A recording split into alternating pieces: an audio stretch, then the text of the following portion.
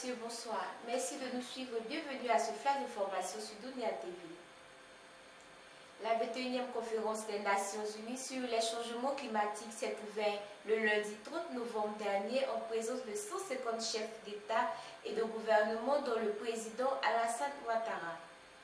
Il s'agit de définir une trajectoire crédible permettant de contenir le réchauffement climatique, apporter aux défis climatiques une réponse solidaire et mettre au mouvement toutes les sociétés dans leur pluralité et leur diversité. À cet égard, le président Alassane Ouattara a invité les grandes économies à aller plus loin et à réduire davantage leurs émissions de gaz à effet de serre.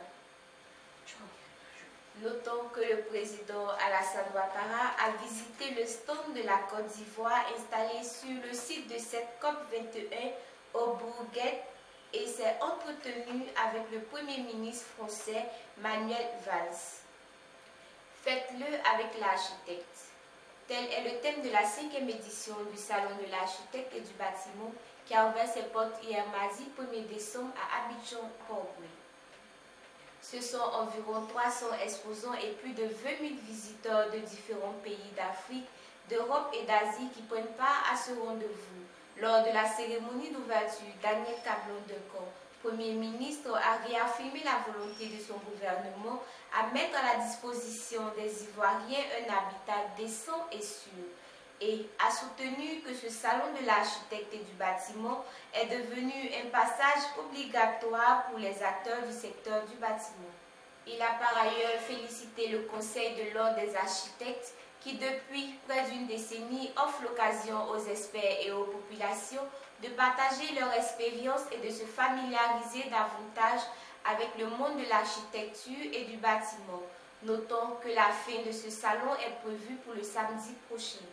L'ex-président ivoirien Laurent Gbagbo est apte physiquement et mentalement à participer à son procès pour crime contre l'humanité qui doit s'ouvrir le 28 janvier prochain, ont décidé les juges de la Cour pénale internationale.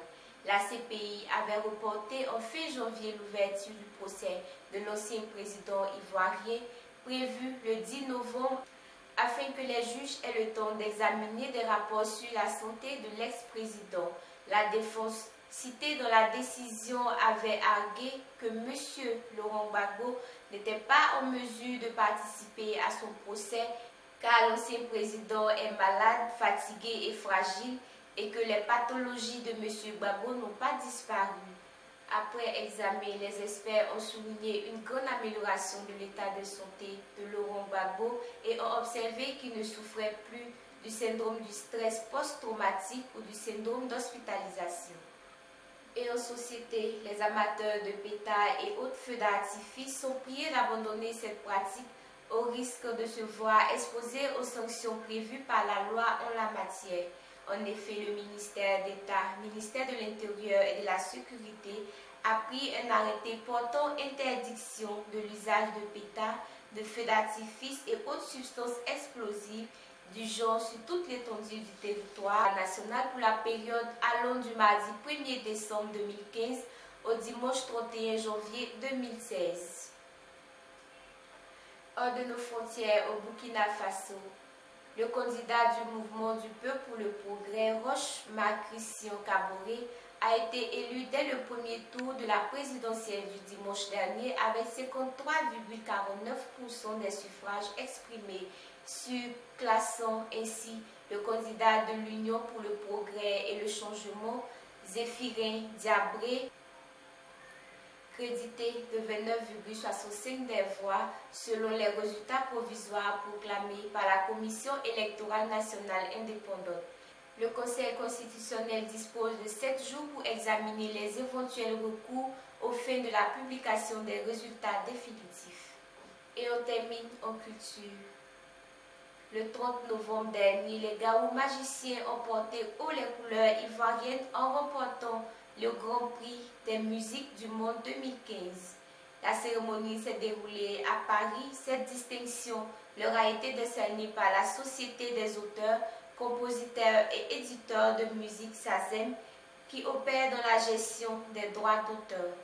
Recevons les distinctions des mains de Claudicia. Magic System, par la voix du lead vocal Asalfo, a tenu à adresser des mots en la mémoire des disparus du Bataclan.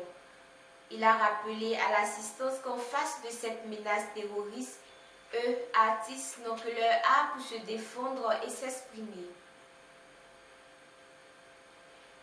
Et on s'arrête là pour ce flash d'information. Merci de nous avoir suivis et restez connectés sur Dunia TV.